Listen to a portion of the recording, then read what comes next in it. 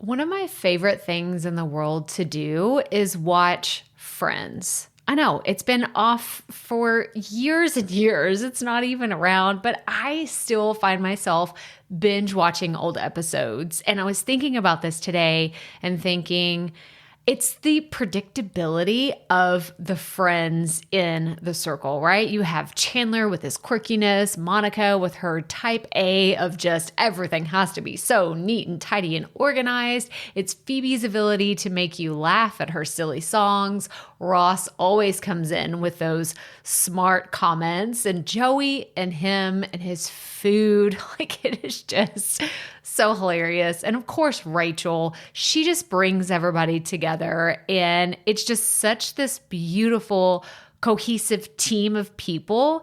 And it's why I wanted to come on and share with you today that I have an opportunity for you to find your friends in the content creation space. So if you are thinking about creating your first or your next digital course, I don't want you to miss this opportunity because Amy Porterfield just opened the doors for registration for her Course Confident Bootcamp. And I'm actually offering a special bonus for anyone that registers for the Course Confident Bootcamp through my special link. So I want you to go to krystalprofit.com/Amy-bootcamp to register.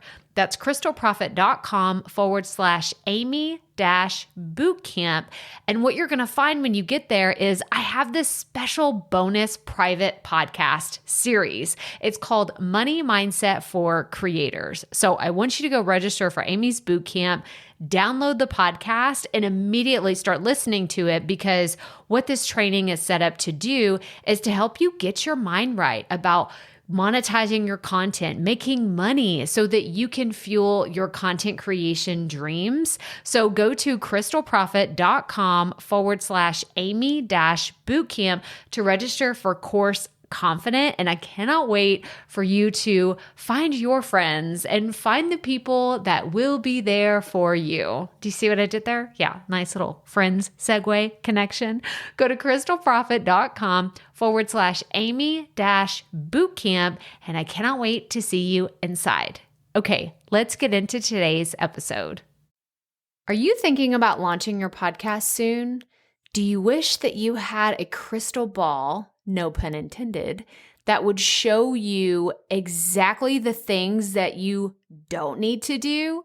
Well, I am so happy to announce that I have the perfect resource just for you. 10 things I wish I would have known before I launched my podcast. Go grab this free PDF at krystalprofit.com/10 things. That's Krystal with a K, profit with 2 F's, 2 T's.com/10 things. So krystalprofit.com/10 things so you don't make the same mistakes that I did when I launched my podcast. All right. I don't know where that really came from, other than I watched something the other day that had Matthew McConaughey on it, and I was just going to start saying, all right, but then that just kind of came out. But funny story, real fast. Matthew McConaughey is originally from like 45 minutes from my hometown. So that's where a little bit of this like real thick East Texas accent comes from time to time. Anyway, total, like, what a way to start an episode, right? Well, I am super pumped to talk to you today about creating your very first lead magnet. So let's get right to it. Welcome to the Profit Podcast, where we teach entrepreneurs how to start, launch, and market their podcast. I'm your host, Krystal Profit, and I'm so excited that you're here. Thanks for hanging out with me today, because if you've been trying to figure out the world of podcasting, think of this show as the time-saving shortcut you've been looking for. So let's get right to it, shall we? All right, so we are going to take a lot of actionable steps today. So if you are working out, if you are doing something where you're multitasking, you're folding the laundry, you're doing the dishes right now, that's okay. but I definitely want you to go check out all the things that I'm going to reference today. Because if you're working on building your email list, this is going to be a very important one, because I've done some podcast episodes all about how to grow your email list. krystalprofit.com/episode 163. That's where you're going to find all the resources that I'm talking about here today. But ever since I released that first podcast episode and YouTube video about growing your email list, the questions haven't stopped. People are just like, yes, I want to know more about this. Can you tell me about that? So I thought that we would take it, like, let's strip it all down, because you can go listen to that if you want like a big overview about how growing your email list works and what I'm actually talking about. If you haven't listened to that, go listen to that episode first and come back to this one, because this is where we're going to go into the nitty-gritty of what it means to create your very first lead magnet. Now, I'm going to talk to you today. I'm going to make a few assumptions.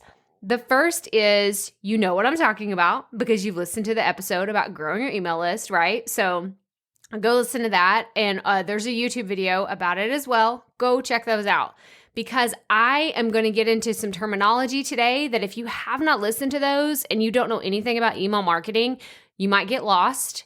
I do not want you to get lost. If you do feel lost at any point, go back and listen to those. Go watch those so we can just keep rocking and rolling here, because today I want to talk so specifically about list building that you walk away from this with confidence of, yes, I can do this. I can actually create my very first lead magnet. So the first thing that I want you to identify is, what is your audience's number one problem? So let's say you've had your podcast, you've been doing it for, I don't know, less than 6 months. Okay, I'm going to make the assumption. Remember, we talked about, I'm going to make a lot of assumptions. One of them is you've been podcasting for at least 6 months, because if you are brand new to podcasting and the thought of figuring out email marketing and funnels and all kinds of other things scares you to death, then that's okay. That's all right. We can put a pause, like put a pin in it until you feel very comfortable with your podcast strategy and how often you're publishing, because I believe that the consistency with which you're putting out your podcast is more important. That way, the list building and creating a bigger audience and growing your platform will come a lot more naturally later, as opposed to you trying to start a podcast and a YouTube channel and grow your Facebook and make sure you have Instagram followers and trying out TikTok and do like all the things. You're going to be stressed out and you're going to burn out. I don't want that to happen. Trust me. I know how close I was to almost burning out at one point, because I was trying to grow everything all at the same time and I was not getting any traction anywhere. But now that I understand podcasts and I understand YouTube and I understand what I'm doing with my social media, growing my email list isn't as hard as it was in the beginning, because I finally figured it out. So I really, really want to hone that in and just saying, if you are brand new to all of this, maybe this is the episode that you listen to. You go take some action, you go back and you listen to it again, and then maybe go listen to the Grow Your Email List podcast. I'm going to have some other resources in the future that you can use. And if at any time, if you're not in our Facebook group, make sure you join the Profit Podcast online community, because that is the perfect place to ask your questions about growing your email list. And I'm going to be doing some polls in there over the next few weeks to really hone in on what your questions are around list building. But okay, so we talked about all that. Now we're going to go back to, what is your audience's number one problem? So like I said, the assumption is you've been podcasting for about 6 months. So you should know your audience. You are no longer in the stage of well, I think I'm trying to talk to these people. No, you have an audience. Even if you only have 5 listeners, you have 5 people listening to your podcast. So I want you to ask them, well, what is your biggest struggle? And if you're well, I don't know any of them personally, well, then I'm going to encourage you to create a community around your podcast. Go listen to the episode that I did all about having a Facebook group for your podcast. That's the easiest place to start. But I want you engaging with your people and asking them, what is your biggest pain point? What is your biggest struggle? And if you have a podcast where you're teaching, like let's say the why behind your podcast is to educate or inspire, motivate, whatever it is, go look at your stats and see, oh, that one episode where I went really in depth on that one topic has gotten 5 times as many downloads as my other ones. Then that means that's something that your audience is interested in. So make sure you follow those breadcrumbs and figure it out. See what is your audience's number one problem. For example, this podcast, one of your number one issues is being overwhelmed with technology. I hear it all the time. I've been doing this for 2 years and I still hear the exact same thing is technology scares the crap out of me. I am terrified to turn on my microphone. I don't know what all these buttons are in all this software. I don't know that I have it set up right. Is it plugged in? Do I have to make sure the settings are right? Like it terrifies me so much that I don't even want to start. This is one of the number one things that I still see to this day from very, very smart people who are very technologically savvy in other areas of their business. Podcasting, it just still, like it stops them in their tracks. So I know that this is one of the number one problems that you struggle with, which is why I do a lot of Facebook Lives and YouTube videos about technology and about how some of the stuff that a lot of people worry about, it doesn't even matter. Like it does not matter. So I created, there was a lot of, I'm trying to think of the specific freebie that I did, but I've done ones about how I launched and the 10 things I wish I wouldn't have done whenever I first started podcasting, and worrying about editing was one of them. And that's a freebie that I created because I wanted people to know like, hey, these are all the mistakes that I made and I didn't need to be so worried about them. Like I wish I would have known these things before I got started or when I got started. So, but we're jumping ahead. We're talking about the freebie. I want you to go back to what is your audience's number one problem. You have to identify that first. So this is the thing that needs to be addressed first before they can move forward in whatever their journey looks like. So another example I want to give you is I have my podcast bootcamp. So the podcast bootcamp kind of encompasses all of the problems that I see on a consistent basis. And I just want to say, do not start with a bootcamp that is a 5-day video series because holy moly, to someone who is mostly used to doing podcasts and does not understand the logistics on the back end of how to set up a 5-day podcast bootcamp, you just said, I quit. I don't even know how to do. I don't even know where to get started. I don't like being on video. Don't start there, you guys. Start with what you feel comfortable with. And I'm totally jumping around. I'm getting ahead of myself because format is one of the things we're going to talk about last. But let's go back to I want you to have that number one problem right in your face. Like, what is it that your people are struggling with? And then the next obvious thing to ask is, how can you solve that problem?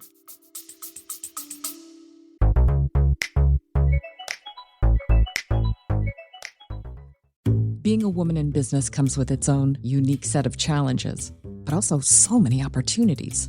We get ahead by leaning in to what makes us different from business as usual. I'm Samantha Hartley, host of Profitable Joyful Consulting, inviting you to a special 6-episode series exploring the experience of being a woman in business. You want to hear from women consultants who've hit $1 million, who sell 6-figure engagements, or who've broken their own revenue ceilings? Yeah, those are my clients, and they'll be sharing too. Join me for 6 must-listen episodes that tackle key challenges for women consultants. Follow Profitable Joyful Consulting on your favorite podcast app. How can you solve that problem for someone who is looking to have their problem solved? So, like I said, I know that you struggle, most of you, not everyone, but most people struggle with technology. But whenever I first got started, the number one question that people I have, my friend Jackie, I haven't talked about her in a while. I would call her my annoying friend Jackie because she always asks me, well, how do you do this in podcasting? Well, how does this work? Well, which order do you do this? Do you do it like this? Is this like, am I doing this right? And she was asking me all these questions all the time. So finally, I developed a checklist. That was the easiest place I knew to get started because I actually already had one for myself. I think it was like 13 steps. I literally created a Google Doc and it had do this, do this, do this, do this, because I needed that whenever I first started. So I finally got to a point where I wasn't even looking at it anymore because I got into a rhythm. I knew what I was doing. I felt comfortable with what I was doing. But then when other people that wanted to start a podcast kept asking me, how do you do this? How do you do that? Like people like Jackie, I would send them this list. And then I realized, oh, I could use this as a lead magnet. So that's what I started with. It was a very simple, I turned it into a graphic. It was not very good. I'll just be very honest. It was not very well designed. Like looking back at it now, because I still have it in like a PDF on my computer, and I'm just like, oh my gosh, this was so awful. But it got the job done. It was one of my very first lead magnets that I ever used, and people still downloaded it because they wanted to know, well, what are the steps? And honestly, I put some effort into trying to design it. You guys, I am not a graphic designer by any stretch of the imagination. I get by with the bare minimum that I need to accomplish. But I think it would have been just as effective if I would have left it in the original format of just a Google Doc with bullet points, like numbered out, do this, then do that, then do this, and then you're finished. So start with something that you know you are capable of and you know is going to get your people to find the solution in their, like have it in their hands as easy as possible for you and as clarifying as it needs to be for them. Does that make sense? Like I know that if you're doing a podcast, it's probably very easy for you to just turn on your mic, record a quick audio file. You could absolutely do that. But is it going to be something that people need to see visually? Does there need to be graphics involved? Does it need to have a checklist that makes it easier for them? Then create a PDF. I'm just like flowing into the next point. So let's recap real fast. So we talked about your audience's number one problem. That's step number one. The second step is asking yourself, how can you solve the problem? And the third step is deciding on the format. So we've already talked about you could have a PDF, you could do a video, you could do an audio file. And the way that you can do this is you put that audio file behind, it's like part of your email service provider. It's part of instead of having a PDF download, you would just have an audio file on your website. Or there's a lot of different ways that you could do this, but an audio file is one, an ebook. You could do a series of emails. So if you wanted to deliver, maybe there was like a 5-step process to something. I don't know. Let's just take real estate. I don't know why. Real estate always feels like the one that's a great example because there's so many different ways you can take the real estate market. But if you wanted to create how to buy a home in Houston, Texas, right? This is where I live. I'm in this area. And I wanted to put together a freebie. It's like for a first-time home buyer, this is what you need to do. And I sent out, like someone opted in for this lead magnet. And it was a series of 5 emails that said, okay, day 1, you need to make sure that you pick a real estate agent who knows the taxes and the school districts and how all of the different zones are divided around here, because some of the lines are a little weird whenever it comes to school districts, especially in the area that I'm in. You could live on one side of town, but be in a totally separate school district than your next door neighbor. It's kind of funky how they do that here. So that's one day. And then the next day, you could talk about the different incentives that they have as a first-time home buyer. And then the next day, You could talk about how, you have had success with other clients who have been in the exact same situation, who are trying to buy a home in their same price range. There's a lot of different ways you could do that, but it doesn't have to be complicated. That all I'm talking about is writing emails. Like that there's nothing else extra, but like there's nothing behind like, okay, they have to download this PDF, they have to watch these video series. No, it could literally just be emails, but they have to opt in to get it. So I want you to stick to what you're already good at. So if you feel comfortable on camera, record a short video. If you can deliver something very informative, very helpful that way, and you know it's the question that people have been asking, maybe since you've started your podcast, you've gotten the same question over and over and over again, pay attention to that. That's really important because if 5 people have that question, there's a good chance that 25 people have that question.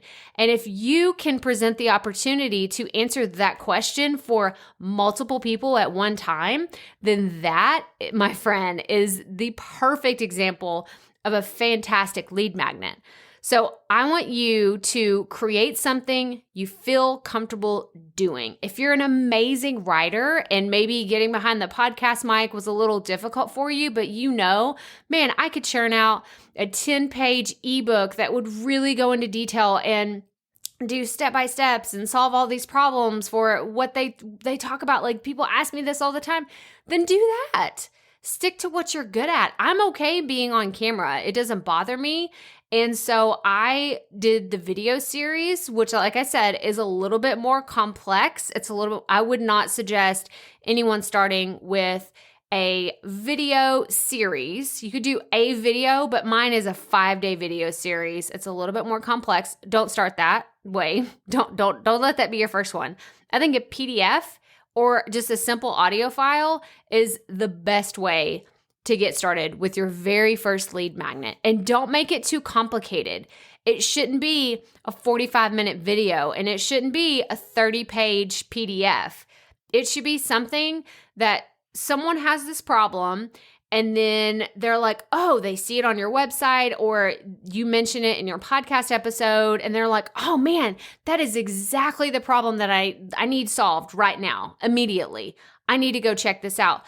When they go to your website to opt in, they need to have access to that freebie very shortly after registering. So I'm not going to encourage you to make it to where someone puts in their email and they automatically get it, because I think it's better for people to get used to receiving emails from you. So when you send out your weekly newsletter or your weekly email, then they're just like, oh, they're just in the routine. They're in the habit of opening your emails. So that first one needs to deliver the freebie that you've offered. And then they need to be able to digest it within a reasonable amount of time, like 20 minutes or less. That's what I would think. Maybe not even 20 minutes, maybe 5 minutes or less, depending on what it is, what kind of problem you're trying to solve.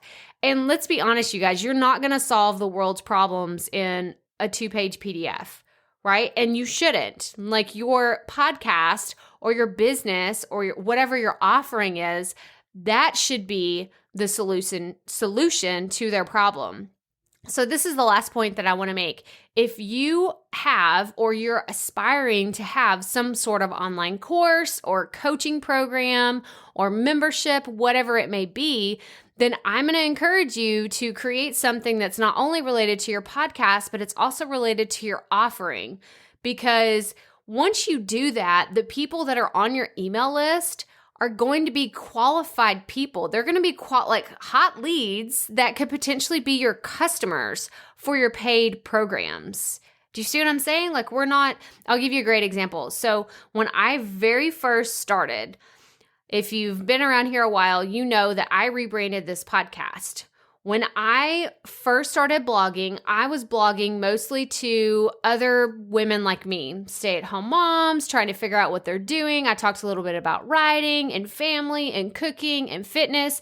It was a little bit about everything, but my very first lead magnet, and I can still see it in like plain as day, was how to make friends when you move so often. It was like 7 ways to make friends as an adult, right? That sounds a little like, okay, like that's sad for you, Krystal. You have no friends. But We moved so much. We moved 4 or 5 times we moved 4 times in 5 years. So it was very hard for me to make friends as an adult because I'm like, I don't go anywhere. I go to the grocery store. I take my kids to the park, which like that was one of the ways that I made friends. And I put this up on my website and, I had a few people opt in for it. But then whenever I pivoted to just teaching podcasting, that freebie no longer made sense, right? Because it had nothing to do with my podcast. It had nothing to do with the programs that I wanted to offer later down the road. So I got rid of that freebie. So you need to create a lead magnet that is related to your podcast. Like, don't have a cooking podcast and then have a freebie that's designed for graphic design. Because no, those two do not exchange the same way. You need to create something that is going to attract the people that you eventually would want to sell something to. So make sure that everything is in alignment. And if it's not, then you may want to rethink some other things. Like, we need to dig a little deeper into what your actual offer is, what your podcast is about, maybe even your entire business. But you need to make sure that your ideal listener is potentially also your ideal customer for your paid programs, services, and whatever offerings you want to have in the future.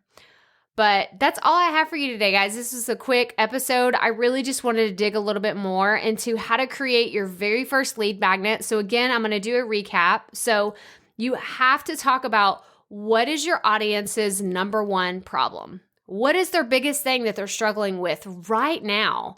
And then number 2, how can you help them with it? Okay, you've identified the problem. What's the solution? Like I said, it doesn't have to be like, okay, the problem is world hunger. Well, you're not going to solve that in a PDF. But what's one thing that they could do to make their journey a little bit easier, or help them save a little time, help them save a little money, or get them into action? That's what you need to do. That's what your lead magnet should be about. And number 3, decide on the format where your strengths are. Don't try to do some big audacious thing. You're like, well, I've never in my life recorded a video, but I'm going to go out and create a 28-day challenge where I'm behind the camera. No, don't be crazy. Come on, we're not going to be doing that. I want you to do something that's going to be easy for you to create and easy for your audience to digest, okay? Make it a quick win for them because they're going to trust you. They're going to come back and say, man, I cannot wait to see what Krystal comes up with next because I know that she delivers value. Her podcast tells me that, I'm going to find value in whatever it is. I was like, wait, are we talking about world hunger here? Are we talking about real estate? Are we talking about podcasting now? There's all the ideas are blending together at this point. But the point is, choose something that works for you. Not for everybody else. I don't care what Susie Q down the street, if she has a 28-day video challenge, we don't care about her, okay? Fantastic for her, good for her. You clap, and then you say, that ain't for me. I'm going to go record a 5-minute podcast episode and let people download that because that's what I can do, and that's what works for me, okay? Do what works best for you. But that does it for this episode. So go check out the show notes. That way you can see firsthand what I'm talking about. I'm going to have linked the Grow Your Email List podcast episode and YouTube video. So you can go watch those so you can get a higher level picture of how all of this works together. Go check out the show notes, krystalprofit.com/episode 163. If this is your first time tuning in, I'm so happy to have you here. I would love it if you would subscribe to the show and leave us a rating and a review. You can leave us a 5-star review. That would be encouraged and very much appreciated. And you can leave us a review and just say, hey, this is my number one takeaway from this episode. Or even better, I just got a great idea. Go leave a review and tell me what your lead magnet is so we can go check it out. Like, just say, hey, this is so-and-so from this podcast. My lead magnet solves this problem for my audience, and it's amazing, and this is what I'm going to create, and I'm so inspired, and this is going to be so much fun. Just all the things, please. So check out the show notes, krystalprofit.com/episode 163. Make sure to leave us a rating and a review, subscribe. Take a screenshot wherever you're listening to this and share it out on social media. Tag me in it. Let me know what you thought about this episode. And of course, as always, remember, keep it up. We all have to start somewhere.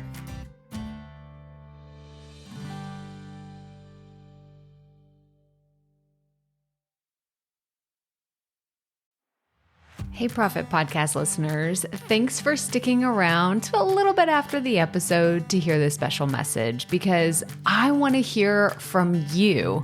We are starting a new segment called Fan Mail Shoutouts, and I want to hear from you, and I want to hear your questions. What do you want to know? What questions have you been dying to ask me? So here's how to make this happen. Go to the app where you're listening to this podcast right now. Go there. I'll wait a second. Okay. Now, once you're there, you're going to see a hyperlink at the top of the episode description that says, send Krystal a text message. And that's all I want you to do. Send me a text. It could be casual, informal. It could be totally anonymous. Or if you want, you can include your name and the name of your podcast or content wherever you are creating, and I will give you a special shout out in an upcoming episode. So again, go to the show notes for where you're listening to this episode right now, and it will say, send Krystal a text message. And I cannot wait to hear from you and give you a shout out in an upcoming segment of Fan Mail Shoutouts.